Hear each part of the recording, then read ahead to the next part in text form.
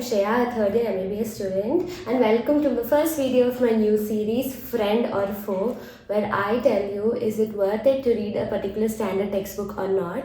Spoiler alert, it kind of is. So we'll start the first video with this mammoth of a textbook, which is the Park's textbook of Preventive and Social Medicine, or PSM, or Community Medicine as you call it. So here the format would go, I tell you the pros, the cons, and how to actually turn the cons into the pros, give you alternatives, and also answer some of the frequently asked questions. So we'll start with what are the advantages of this book.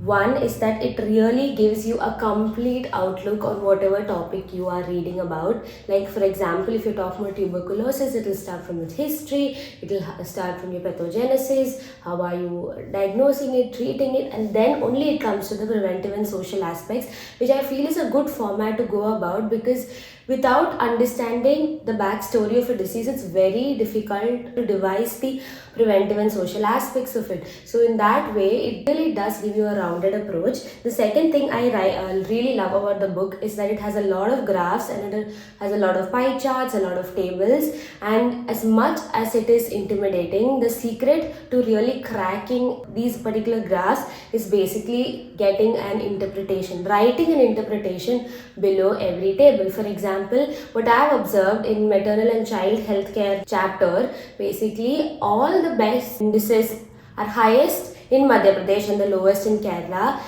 So that way you don't have to keep on breaking your head, and writing that particular point in your paper also gives you extra marks, and that is something that I have seen a difference. So the third point that I really want to focus on is that it helps to integrate all that you've studied in second year, at least probably 70 to 80% of it, because right from the pathogenesis, treatment, and the epidemiology of a disease itself is related to the microorganisms. So micro also plays a huge part in that, and it helps to refresh your concepts, and that is honestly one of the best ways of revision as well. So that is another huge advantage. The fourth topic I think a lot of my teachers also stress on is that if you read your Park properly, the future medicine, maybe some of the pediatrics topics, the OBGYN topics are all going to be much easier to read, because it's going to be familiar to you. Obviously, there's a lot more to those clinical subjects than community medicine, but it really gives you a sense of familiarity. So then it becomes easier and more approachable as a subject. Some of the annexures of this book are a godsend. I mean, when you talk about IMNCI or different aspects of communicable diseases, they do have good annexures, because those criteria, those scores are exactly what's going to come in medicine, OBG, and pediatrics. So coming to the not so fun aspects of this textbook, it is huge. Yes, it is a lot to read. So what I would recommend is that you break it down into smaller sections, and just first time when you're reading, just read it.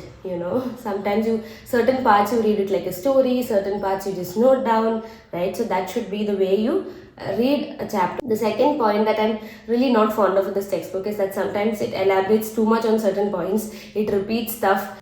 So marking what is given in the textbook once, just read that.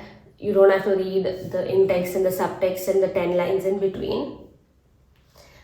Third thing about community medicine as a subject itself and the textbook is that when it comes to different health programs, or when it comes to maybe different action plans, there are like things that you have to kind of mug up, like what are the objectives, what are the functions, who are the beneficiaries. I feel a lot of that you can't write A to Z like properly. You can't write it ditto as what is given in the textbook. So what you have to do is you understand what this program entails, who is it benefiting. From that you can obviously understand the objectives, like if it is something what RMNCH, who is it obviously going to benefit, right? It says so in the reproductive, child, maternal, all of that. In the abbreviation itself you can understand, and from that you understand why this program was brought into play.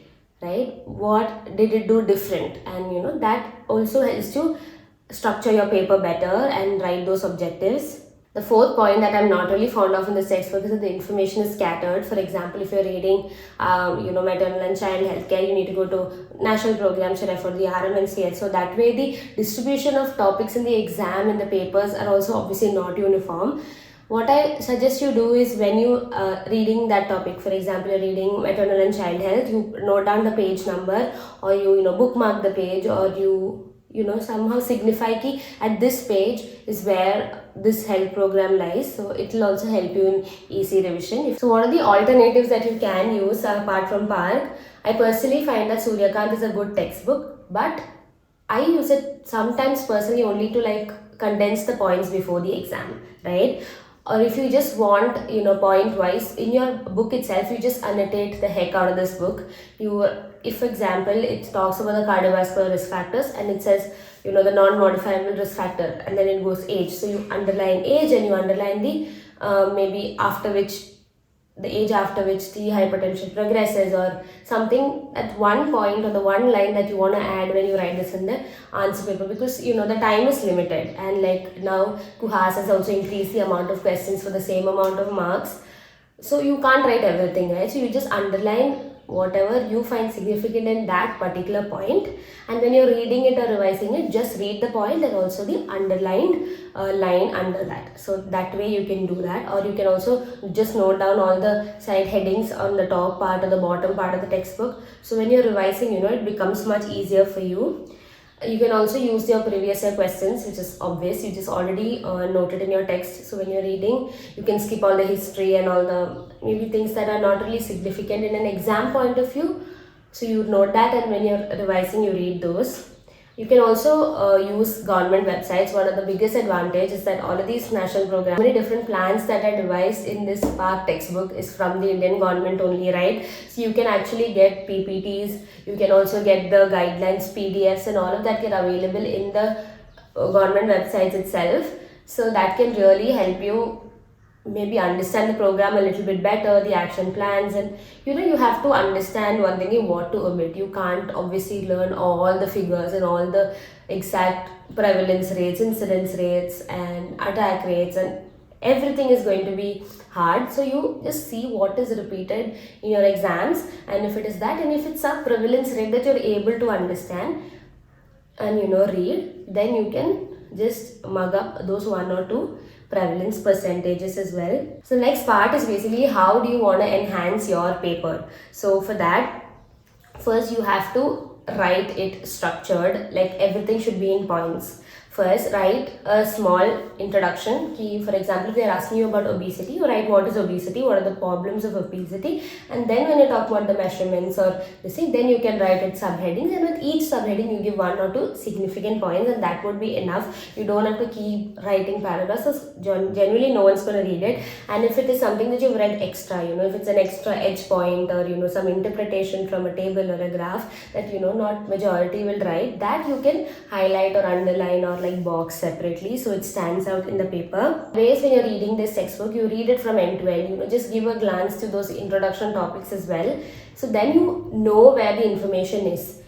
And in an exam, if they're asking something that you don't know, you can piece together information from different parts of the textbook that you've read and then still make an almost complete answer, so you don't leave it blank. Next thing is basically the frequently asked questions regarding this. I mean, no one's asked me this on the internet, but like the interactions that I've had with my juniors or my classmates, these are usually the most common things. Are like, is coaching videos and notes enough? Coaching videos do help you with a lot of concepts. Epidemiology comes with a lot of concepts and a lot of formulas, so that does help, but the notes are not obviously comparable to your textbook. What you can do with the notes is that they do give out your extra edge information, the latest information, and some things that would give you an extra edge. So in that way you can use your coaching notes, but like relying on that 100% to give your exam paper, in my personal view, would not suffice. The next question is that, is it feasible to make notes for this book, and is it really useful?